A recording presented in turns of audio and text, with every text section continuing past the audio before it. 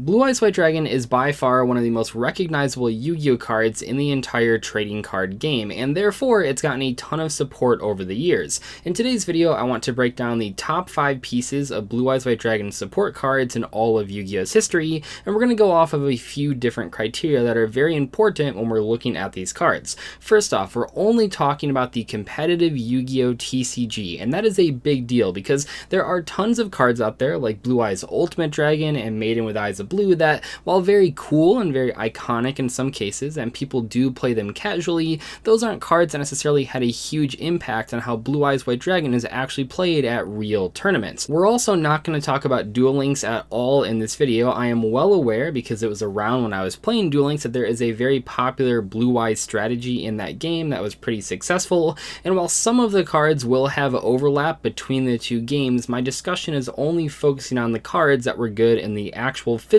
trading card game. And lastly, we're not just looking at generic dragon support here, we're looking at cards that very clearly were designed specifically to work with Blue Eyes White Dragon. So that means no dragon rulers, no dragon shrine, no dragon ravine, and in some cases that means it says Blue Eyes in the title, some cases it means it says Blue Eyes in the effect text, and in one case it means that Blue Eyes is in the artwork and the stats of Blue Eyes are in the effect text. And if you know about the Blue Eyes deck and the TCG, you probably already know what that last card I'm talking about is, but we'll talk about that near the end of the video. As always, if you'd like to purchase any of the cards that I talk about in today's video, please use my link to tcgplayer.com. It'll be in the description. By using that link, you not only get the cards that you want, but also a portion of that sale goes right back into the channel. First up, let's talk about Blue Eyes Spirit Dragon. This is a level 9 synchro monster, a dragon synchro monster with the exact opposite stats of the original Blue Eyes White Dragon, so it has 2500 attack and 3000 defense. To summon this thing, you'll need any one tuner plus one or more non-tuner Blue Eyes monsters,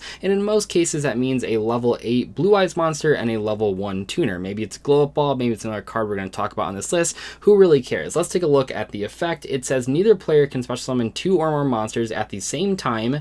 Once per turn during either player's turn, when an effect of a card in the graveyard is activated, you can negate the activation. And then lastly, during either player's turn, you can tribute the synchro summon card. You special summon one light dragon type synchro monster from your extra deck in defense position, except Blue Eyes Spirit Dragon, of course, but destroy it during the end phase of this turn. So this card has a lot of different effects, and all of them were very useful at the time that this card was being played competitively in 2016.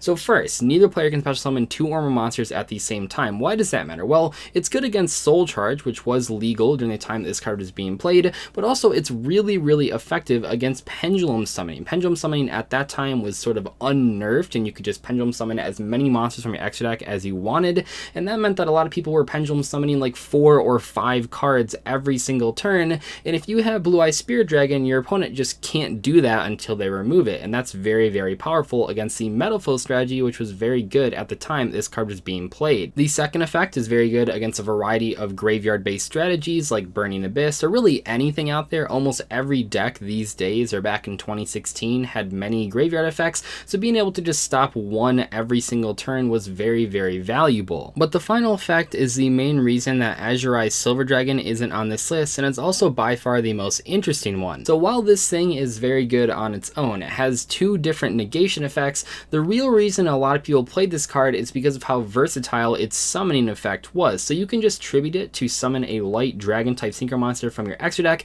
and that's a big deal because there's a lot of monsters that you can summon that you normally wouldn't be able to bring out in a Blue Eyes deck. So Azure Eyes Silver Dragon is a card that doesn't really fall under that category because you could normally summon it, but what if you could actually summon Blue Eyes Spirit Dragon first, lock down your opponent on their turn, and then in their end phase you tribute off the Spirit Dragon, summon the Azure Eyes Silver Dragon, and then get its revival effect in your standby phase. That means that you don't just have to sit on a big monster that doesn't really do anything on your opponent's turn, and you can just summon it when it's safest to actually bring it out. But more importantly, Blue Eyes Spirit Dragon can bring out level 7 and level 8 synchro monsters in a Blue Eyes deck where otherwise they might have difficulty doing so. For example, Black Rose Moonlight Dragon was a commonly played level 7 synchro monster, and oftentimes you could use that to bounce an opponent's card back to their hand, and then you would use a level 1 tuner with that Moonlight Dragon to summon Crystal Wing Synchro Dragon.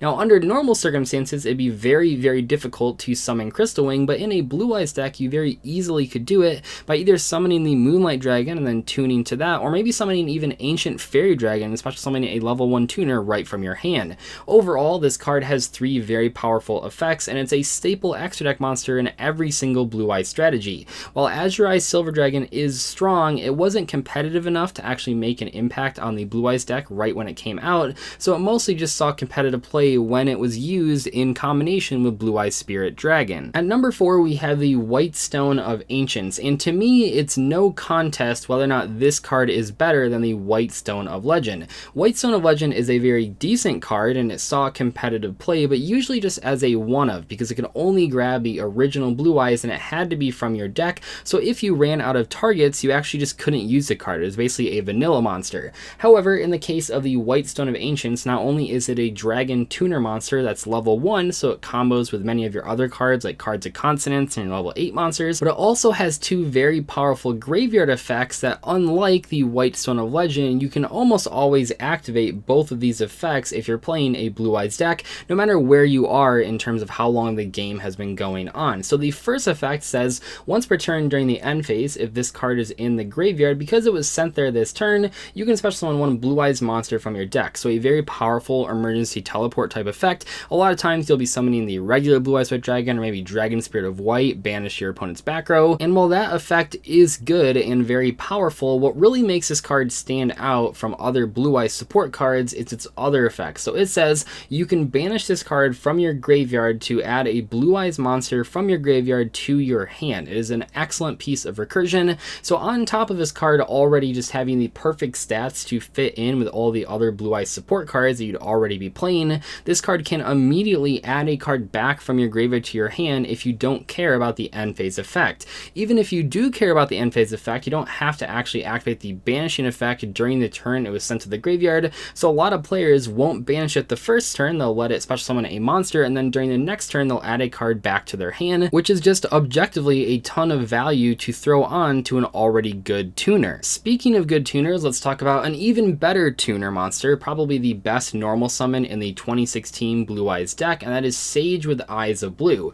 So this is a level 1, and it's not a dragon tuner, it is a spellcaster tuner monster, and for all intents and purposes, this is like the card that you want to open in terms of normal summons, but that's not all it's good for. So first off, when this card is normal summon, you can add one level 1 light tuner monster from your deck to the hand except a Sage with Eyes of Blue. So what can that do? I mean, that's really powerful, but what can you search? Obviously you can search either of the stones, so you have White Stone of Ancients or White Stone of Legend, but it goes beyond that, because one of the things that this thing could do was add Effect Failure, a really good hand trap right to your hand, and that's usually something that you can't search out in most strategies.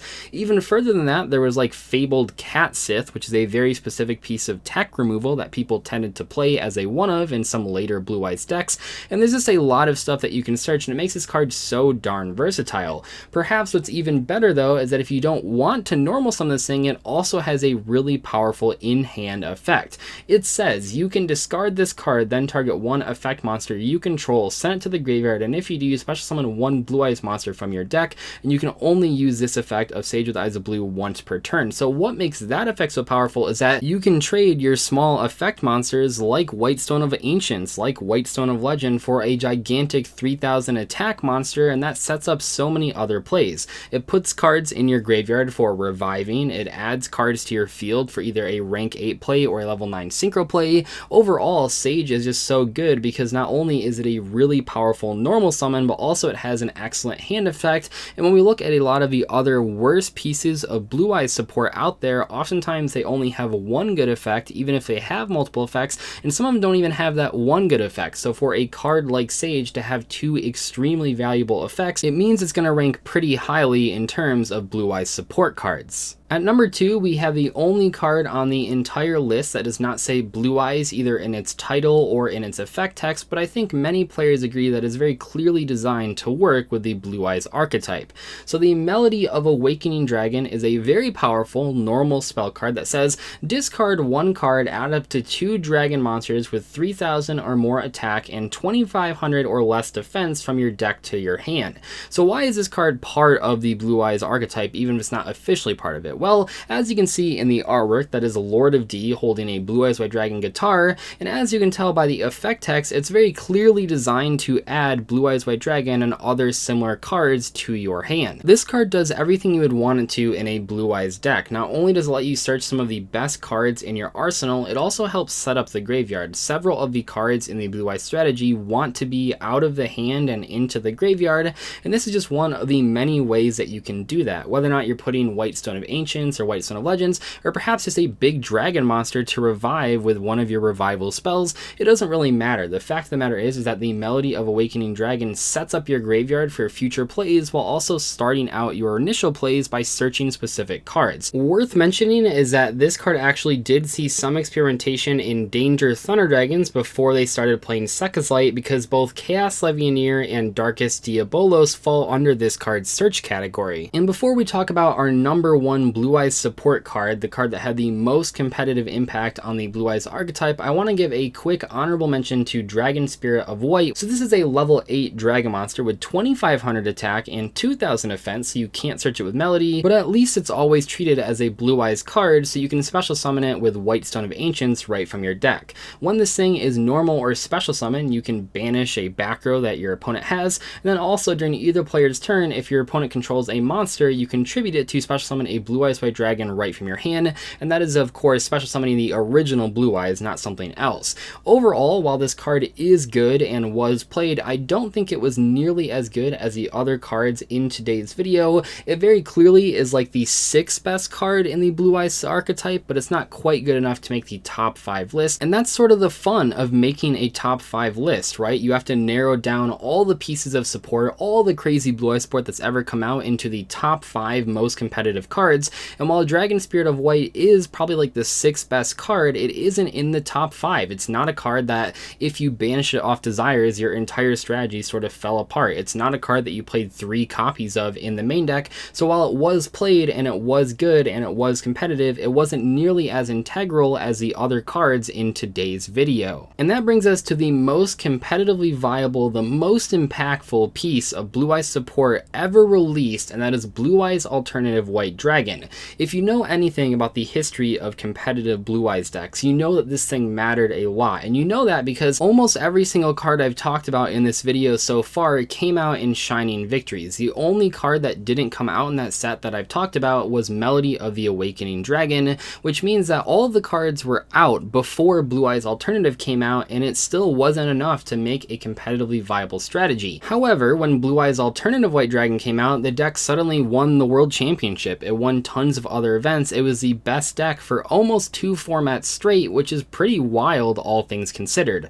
Without Blue-Eyes Alternative White Dragon, the Blue-Eyes deck, the real competitively viable Blue-Eyes strategy, just doesn't exist. This is the one card that makes the difference, and it's also sort of a card that we can look at where we can tell why Dark Condition and Red Eyes haven't been nearly as successful as Blue-Eyes. They don't have a card as good as Blue-Eyes Alternative White Dragon. So what does this thing do? It says, cannot be normal summon or set. It must first be special summon from the hand by revealing Blue-Eyes White Dragon, the original, from your hand. You can only special summon Blue-Eyes Alternative White Dragon once per turn this way, which means if you have 3 copies in your hand and 1 Blue-Eyes in your hand, you can't just reveal the Blue-Eyes 3 times and special summon 3 alternatives right from your hand. That's not how it works. It's just once per turn. This card's name becomes Blue-Eyes White Dragon while it's on the field, which is pretty neat, and also while in the graveyard. Once per turn, you can target 1 monster your opponent controls, destroy it. This card cannot attack the turn this effect is activated.